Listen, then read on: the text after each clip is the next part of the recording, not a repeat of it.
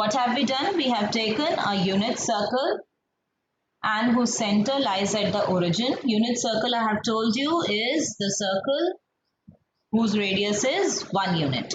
We have considered a point P on the circumference of the circle having the coordinates A and B. That means the distance OM is A units, the distance MP is B units, radius OP is 1 unit, and OP is making an angle theta with positive direction of x-axis. Positive direction means the anti-clockwise direction. We are using the triangle OPM to find out the values of A and B in terms of trigonometric ratios. So we know in triangle OPM sin theta is perpendicular upon hypotenuse. We get B equals to sin theta, and cos theta is base upon hypotenuse. So we get A equals to cos theta. This is A equals to cos theta. Now that means we can also write these values as, or these coordinates as, cos theta and sin theta. Now see, these coordinates, when we are writing in terms of these trigonometric ratios, we have learnt, or we have studied the chapter complex numbers, and there I told you that this is the polar form of these coordinates. Right? Now what do we mean by the polar coordinates? In that polar form, we used to take polar coordinates. Now, what are the polar coordinates? Polar coordinates are the coordinates with respect to the pole. And pole means here the origin. Whatever is related to origin. Whatever is related to origin, that means distance of point P from the origin and the angle made by positive direction of x-axis.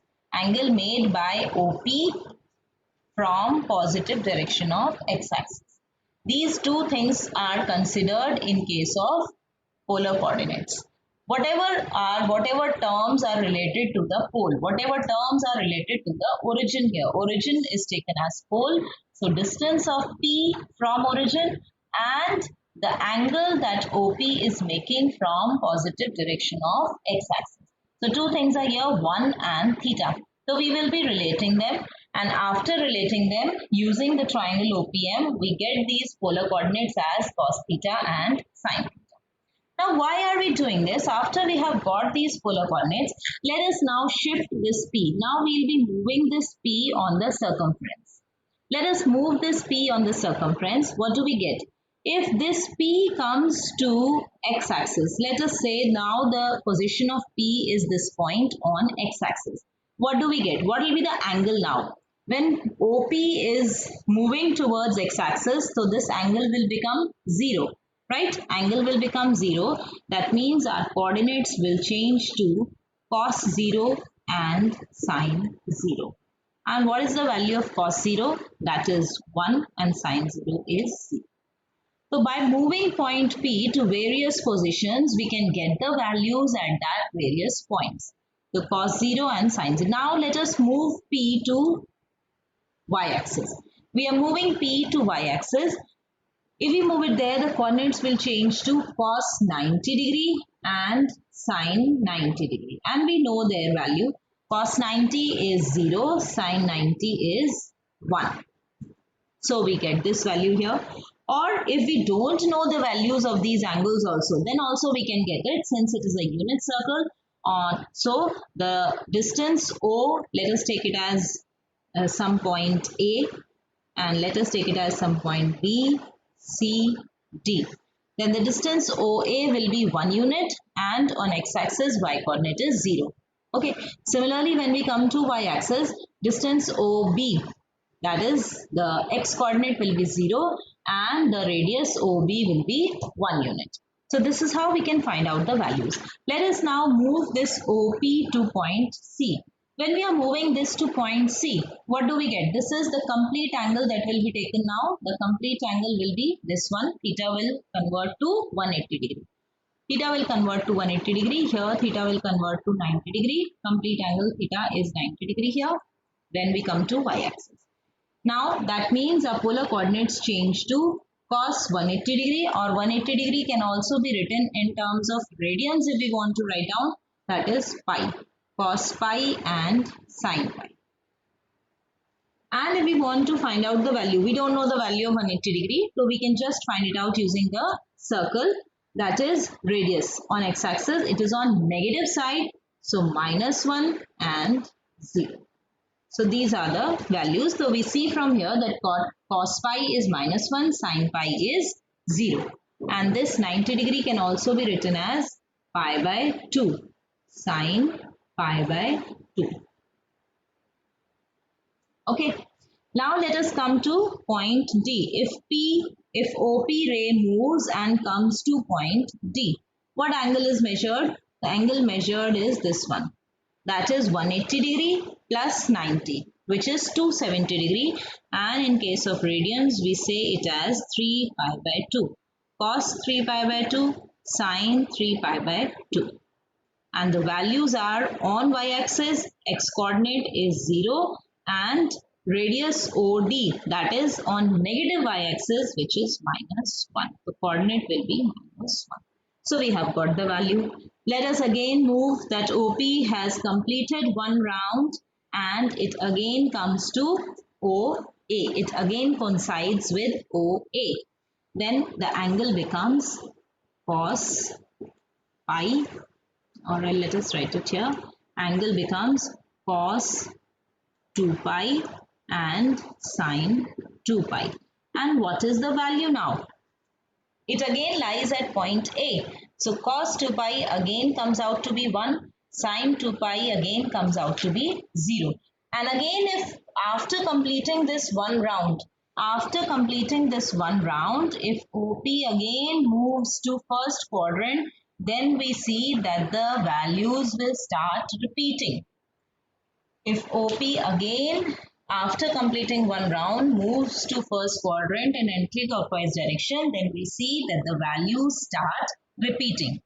So whenever after a single round means after completing 2 pi radians, the values start repeating for what two cases we have taken? Cos and sine. That means after 2 pi radians, the values start repeating in case of cos and sine.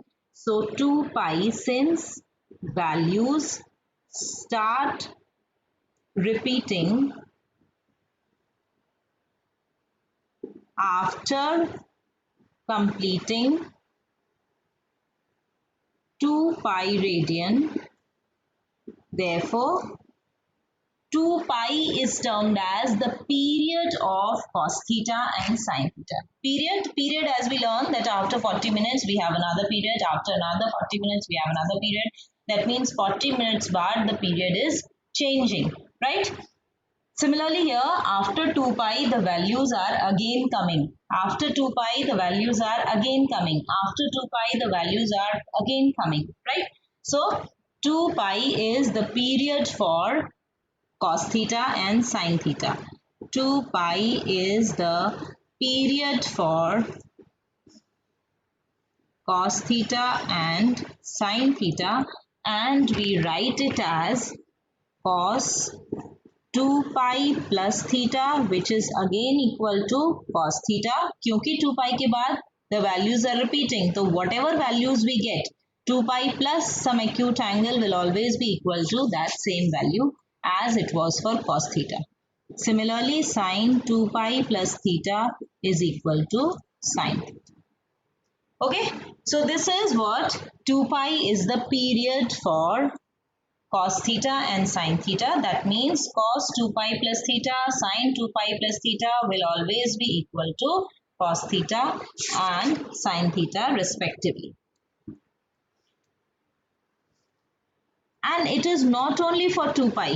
After one round the values repeat, after second round also the values repeat, after third round also the values repeat. That means after 1, 2, 3, 4 and so on rounds. So here in place of 2 pi we write 2n pi. 2n pi, where n is an integer, not a natural number. N is an integer. If we move in anti-clockwise direction or if we move in clockwise direction, in both the cases the values will repeat. If we go If we take a round in anti-clockwise direction and complete it, again come to that round, or we take a round in clockwise direction and complete it and again come to that round, the values will repeat. That means it is 2n pi plus theta, 2n pi plus theta in case of cos and sine both, and n belongs to an integer here. N belongs to an integer, right? So this is what we have to learn about period of cos theta and sine theta. Now when we are applying this, let us see what are we getting. This is a very important concept that you need to understand that we are doing here. One is this period and how are we getting these values here. Now if we look here, let us first come to cos theta. Cos 0 degree. What do we get cos 0 degree? We get cos 0 degree as 1. Then cos 90 we have calculated, that was 0. Then we've calculated cos pi, that is minus 1. Then we've calculated cos 3 pi by 2, that is 0. And cos 2 pi, that is 1 again. Let us look the values 0. We are coming to some trigonometric equations. Cos 90 is 0, cos 3 pi by 2 is 0. Then again, let us see how we are getting it. Cos 90 is 0, then after 180 degree. Cos 3 pi by 2 is 0. Again after 180 degree. Cos 3 pi by 2 plus pi. That is cos 5 pi by 2 will be 0. Similarly, cos again after 180 degree plus pi, that is cos 7 pi by 2 will be 0, and both the cases similarly you will always take both of the cases in anti-clockwise direction, in clockwise direction. That means all the values that we are coming across, cos x or cos theta is coming out to be 0 when theta is equal to plus minus pi by 2, 3 pi by 2, then plus pi again, plus minus 5 pi by 2, similarly plus minus 7 pi by 2, and so on. At all these values, cos theta is coming out to be 0. That means we can generalize this result that cos theta is 0. Let us write it here. We are writing it here so it will be clear to you. Cos theta is coming out to be 0 when theta is plus minus pi by 2, plus minus 3 pi by 2, plus minus 5 pi by 2, and so on. And if we generalize this, we can generalize this as if theta is equal to 2n plus 1 pi by 2, where n belongs to an integer. Let us put the values of n. If we are putting n as 1, so what do we get? Let us put n as 0. Integer n, we are putting n as 0, so pi by 2.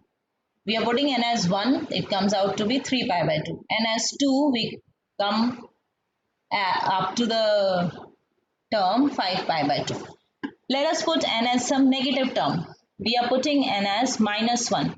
So minus pi by 2, minus 2, minus 3 pi by 2, minus 3, minus 5 pi by 2. That means that all these values cos theta is 0. So this is a trigonometric equation which we will be studying afterwards also, and this is the solution to this trigonometric equation, that cos theta is 0 when theta is equal to 2m plus 1 pi by 2, where n belongs to z. Similarly, let us come to sin theta now. If we come to sin theta, let us find out the values of sin theta. Sin 0 is 0. Then we come to sin 90, which is 1. Then we come to sin pi, which is again 0. Then sin 3 pi by 2, which is minus 1. Sin 2 pi, that is 0. Now, let us look at the figure. Sin 0 is 0. Sin pi after covering 180 degree is 0. Then again plus pi after covering another 180 degree. Sin 2 pi is 0. Then again the values repeat after one round. So again after covering 1 pi, the value will be 0, that is at sine 3 pi. Then sine 4 pi will be 0, sine 5 pi will be 0, sine 6 pi will be 0. And again this is how the values will repeat. So we can generalize this result that sine theta is 0 if theta is, what is theta coming? Theta is coming as some multiple of pi. Theta is coming as some multiple of pi. 1 pi, 2 pi, 3 pi, 4 pi, 5 pi, 0 pi, then minus 1 pi, minus 2 pi, minus 3 pi, minus 4 pi, and so on. So theta is coming out to be 0 in all these ways. So when theta is 0 plus minus pi plus minus 2 pi plus minus 3 pi and so on. So we generalize this as sine theta is 0 if theta is equal to a multiple of pi, that is theta is equal to n pi where n belongs to z. So this is the general concept that we need to consider here, and rest values we can find out by using sine and cos. If we know these two values, we can find out all the other trigonometric ratios by these values. Okay, so we can find out other trigonometric ratios very easily using all these values. So this is a very important concept that we've studied today, that is generalizing and the period of sine theta and cos theta. Generalizing this, these two are termed as trigonometric equations. Cos theta equal to 0, sin theta equal to 0, and these are the solutions to these trigonometric equations. These are the solutions to these trigonometric equations. Cos theta 0 when theta equals to 2n plus 1 pi by 2, n belongs to z, and sin theta equals to 0 when theta equals to n pi, n belongs to z. So here we are completing our topic, and rest we'll be doing on the next turn. Another important concept we'll be studying on the next turn, and then we'll be coming to the exercise. So